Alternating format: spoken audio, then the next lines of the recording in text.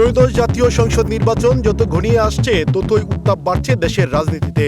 এই উত্তাপকে আরো বাড়িয়ে তুলেছে জামাত এনসিপি জোট। কে লাভবান হচ্ছে আর কে অস্তিত্ব সংকটে পড়ছে তা নিয়ে রাজনৈতিক অঙ্গনে চলছে ব্যাপক আলোচনা ও বিশ্লেষণ। বিশ্লেষকদের বড় অংশের মধ্যে এই জোটে সবচেয়ে বেশি সুবিধা পাচ্ছে জামাত ইসলামী, আর তুলনামূলকভাবে ক্ষতিগ্রস্ত হচ্ছে নতুন রাজনৈতিক শক্তি এনসিপি। 2024 সালের ছাত্র জনতার আন্দোলনে সক্রিয় ভূমিকার মাধ্যমে রাজনৈতিক মাঠে নিজেদের অবস্থান দৃঢ় করার সুযোগ পেয়েছে জামাত। সেই আন্দোলনের রাজনৈতিক সুফল গড়ে তুলতেই দলটি এখন সুপরিকল্পিতভাবে নির্বাচনী কৌশল সাজাচ্ছে বলে মনে করছেন পর্যবেক্ষকরা। অন্যদিকে তৃতীয় ধারার রাজনীতির সম্ভাবনা নিয়ে আত্মপ্রকাশ করা এনসিপি জামাতের মতো শক্ত সংগঠনের সঙ্গে ঝুটে গিয়ে নিজেদের স্বতন্ত্র রাজনৈতিক পরিচয় হারানোর ঝুঁকিতে পড়েছে।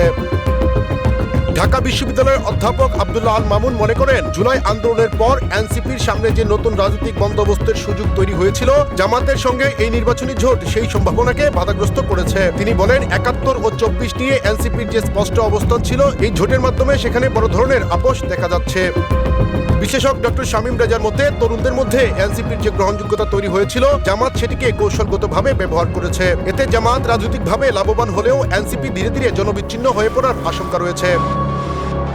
ভোটারদের প্রতিক্রিয়াও মিশ্র। ইসলামী ও সমমনা শক্তির ঐক্য নির্বাচনী মাঠে প্রভাব ফেলতে পারে। আবার অনেকে বলছে, এই জোটের মাধ্যমে এনসিপি কার্যত জামাতের ছায়ায় চলে যাচ্ছে। বিশেষ করে এনসিপির সমর্থকদের মধ্যে দলটির স্বতন্ত্রতা হারানোর সংখ্যা বাড়ছে। আসন সমঝোতা নিয়েও আলোচনার শেষ নেই। জানা গেছে, জামাত এনসিপিকে 30টি আসন ছেড়ে দিচ্ছে, যেখানে এনসিপির দাবি ছিল 56টি। এছাড়া এবি পার্টি পাচ্ছে 3টি আসন। 8 দলীয় জোটে আসন বন্টন নিয়ে টানাপোড়েন চলছে, বিশেষ করে ইসলামী আন্দোলন বাংলাদেশকে ঘিরে। সব মিলিয়ে রাজনৈতিক বিশ্লেষকদের মতে, এই জোট নির্বাচনী মাঠে জামাতকে শক্তিশালী করলেও এনসিপির ভবিষ্যৎ রাজনীতিকে অনিশ্চয়তার দিকে ঠেলে দিচ্ছে। এস এম শামীম, সুখবর।